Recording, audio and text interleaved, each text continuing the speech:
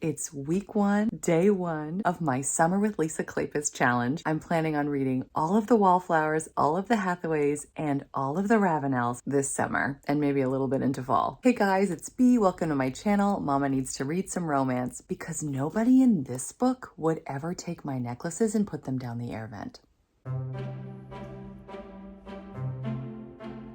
I'm reading Again the Magic. Again. There should be like an invisible question mark exclamation point because she knew how many times I would read this. So it'd be like, again the magic? B, you're reading it again? I've read this book 4 times. As I'm filming this, it's June 6th, Monday, 2022. It's going to be really interesting to see how this works because this first week that I'm doing is the last week that my 8 and 5-year-olds are in school. We'll see how it works starting next week, especially. It's going to be really interesting. What I'm planning on doing right now is just talking about what I love, what I remember from the last time. Then I'm going to just check in throughout the week as I'm reading. I probably will have kind of spoilers as the week progresses. And when I'm listening to music, I tend to find a particular song that reminds me of whatever couple I'm reading about in the book. And it's like I make a music video in my mind. My song for this book is With or Without You by U2. And of course, I envision McKenna thinking it, and I replay all the most crazy, like the best and then some of the worst scenes from the book in my mind as I listen to that song. But I mean, With or Without You, I feel like is the perfect song for this book. There are 2 couples in this book, and it introduces Marcus, who's in like half of the books, it feels like. But this is what is considered the prequel to the Wallflowers, but I feel like it's incredibly important to read this before you read the Wallflowers. So we've got Aileen, and she is in love with McKenna, who is the stable boy. And she's like aristocracy, so she really should not be palling around with a stable boy. But she has been doing that since she was a child, and she basically feels like, I mean, she's loved him since she can remember. Unfortunately, her father is horrible, and he decides to send McKenna away. And she knows the only way to protect him is to make him think that she doesn't actually love him. When he leaves, he goes to America. He becomes insanely successful, but he now despises Aileen. He thinks he hates her, but I don't think he really does. I think he loves her so much, but he's so hurt that he feels like he hates her. I'm more into the Labrador Retriever types in romance novels. Super moody guys just don't do it for me unless they grow a lot and then they become way nicer by the end of the book. Even having said I don't like moody guys, he's the worst in a lot of this book, and yet I'm still, because I know what's under that hard exterior, I'm still so in love with him throughout the whole story. There's another couple. There's Olivia, who is Aileen's half-sister. Her character has been besmirched because she was going to have a baby out of wedlock with somebody, and then she wound up losing the baby, which they only just mention as an aside. But she basically, I mean, nobody wants to be with her. They just feel like she's damaged goods. And there's an American who travels back with McKenna later in the story, and he is, again, like in his core, he's a really good man, but he's an alcoholic, and he's broken, and Olivia is going to help fix him. I read this book, which is the 4th book in the Wallflower series, right before I read this book. I just read them all out of order. What was I even doing? I don't even know. If you compare the amount of love scenes, there's like nothing almost in here compared to this one. There's so much more in terms of love scenes. There's like more than double the love scenes because you've got 2 couples. So I was like, whoa. I recommend this book to everybody, but I'm always like, just be prepared because there's a lot of loving going on in this book. In any case, I'm going to start reading, and I'm going to be reporting back to you guys. After this, there might be spoilers though, so maybe don't come back until you read the book.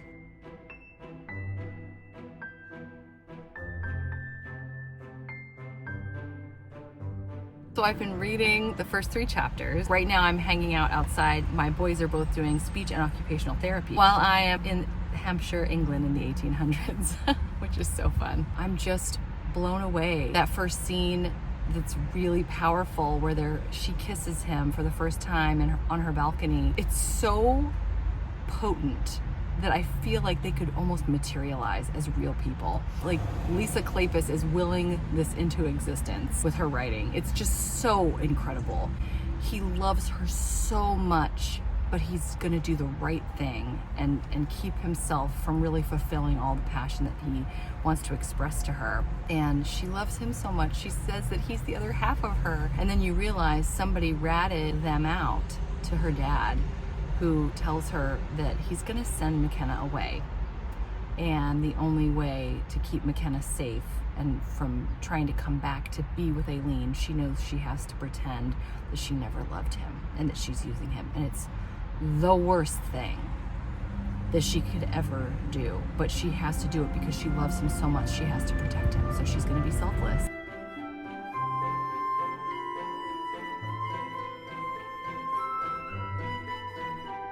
So that was me reading at 5 in the morning. That's the only way I can read a physical book, is to get up before the kids and read.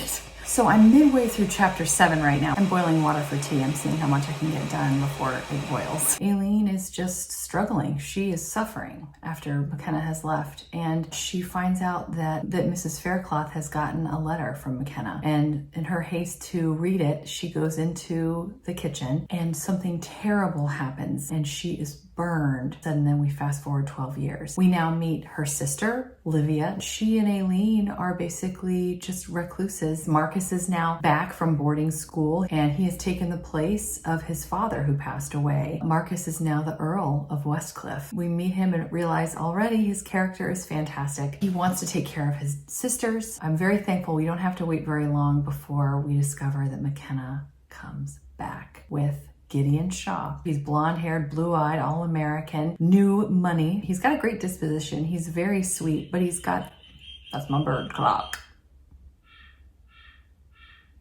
11 a.m. I don't remember what bird that is. I should probably know. It's the 11 o'clock bird.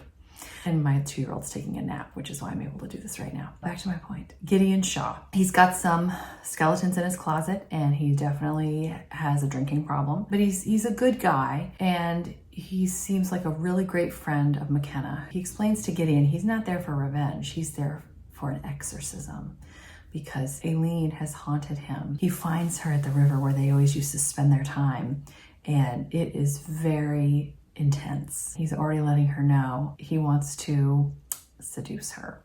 And she is aware that he wants to ruin her based on the look that he gives her. And she wishes with all she had that she could help him and heal him. We know that there is some sort of lingering issue with her. So this is going to prove another obstacle in their getting back together. But of course, that's what we all want.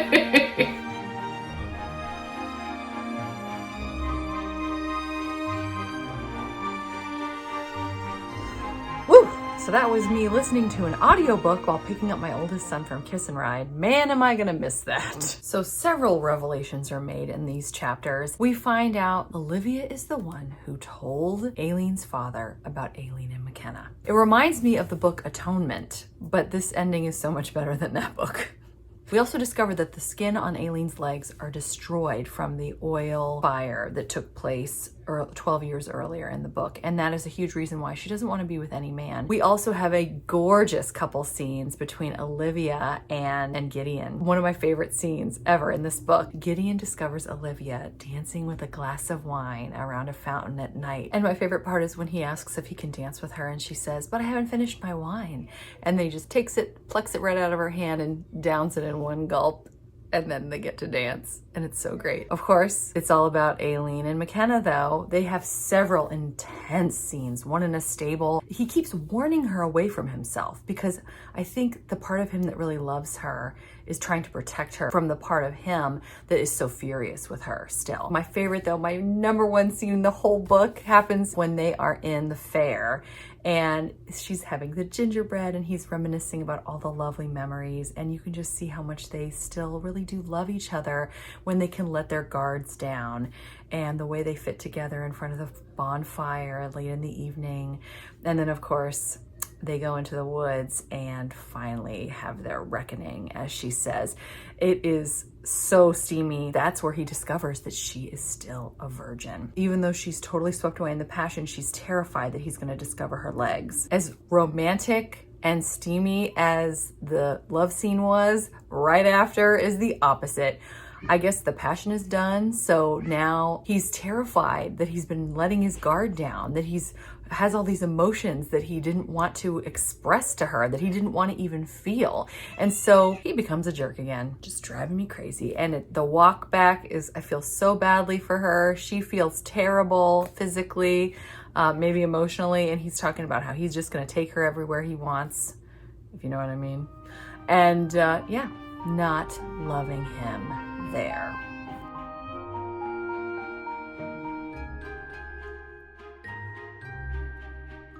So I've got 2 hours left about now in the audiobook, and man, has it gotten crazy. Before I forget, I want to tell you the song that they sing to Aileen at the fair, The Rose of Tralee, I have that linked below. Here's what's going on now. Marcus wants Gideon and McKenna out of there. He's sowing seeds of doubt in the ones who might invest and help them with shipping. And so McKenna and Gideon are now going to have to do is go to London to reassure these men. And Marcus is thrilled until he discovers that Livia has decided to go to London and follow Gideon there. What's really cool when we find out that they're in London, Gideon stays at the Rutledge, which is Harry Rutledge's hotel. Harry Rutledge from the Hathaway series. It's also stated there that Harry and Marcus are old friends, which I thought was really cool. And I don't think that's even addressed in the Hathaways. Before McKenna and Gideon leave though, there is some more really steamy love scenes. I would say love, it's just kind of a hot mess. Like Livia decides to confront a drunken Gideon, who is like the hottest thing ever in a tub, but he's completely drunk. And they start to begin an affair. So she decides to follow him to London, where this is what I want to tell you too. So for Gideon and Livia's love theme, in my mind, I feel like it's the song Fooled Around and Fell in Love, which is an oldie by Elvin Bishop. But of course, the big scene where he realizes he's fallen in love with her, she shows up at the Rutledge soaking wet at 2 a.m, just teeth chattering because she cannot wait to start a love affair with him. And they have a beautiful scene together. But another huge thing that happens, Livia confesses to McKenna that she's the one that told Aileen's father that McKenna and Aileen were having a love affair. Livia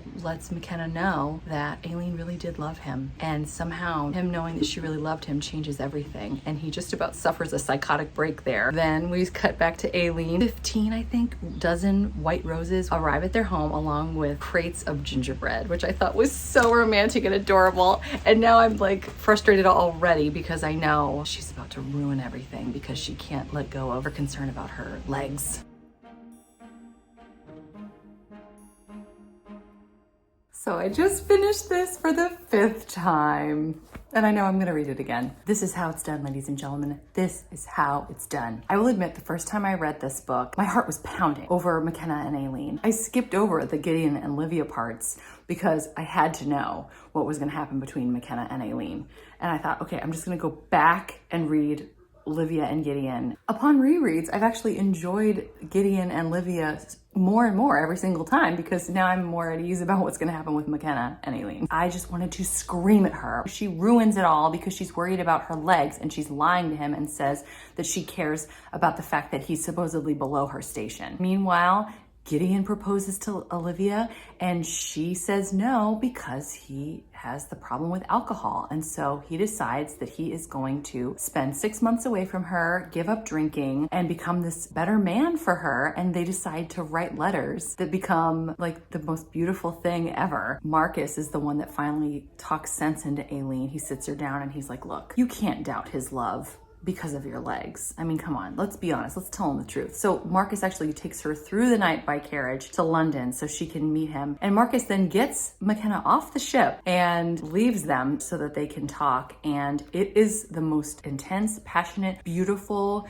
scenes. I don't know if there's, I'm really excited to reread all of these because I don't know if she can hit me harder than she hits me in this book. Of course, they end up together. She goes back to New York with him and they bring Mrs. Faircloth, which I thought was lovely. And the end, just goosebumps, just nothing but goosebumps. Olivia stops reading the letter from Aileen because Gideon shows up outside and he's so excited. He's spent his 6 months. He's clean and sober. He's ready to start anew with her. And and she's so ready, and she says, I have to go see about my own happy ending, and runs out, and it's just so perfect. Ah, amazing. If you can give a book 6 stars, that's what I would do. Next week, I'm doing Secrets of a Summer Night, which is the first official Wallflowers book. I hope that you'll join me. And you have to tell me, what was your favorite scene? How many stars would you give this? Is there a song that you think would be a perfect theme for one of the couples in this book? I hope you have a great rest of your day. Take care, bye.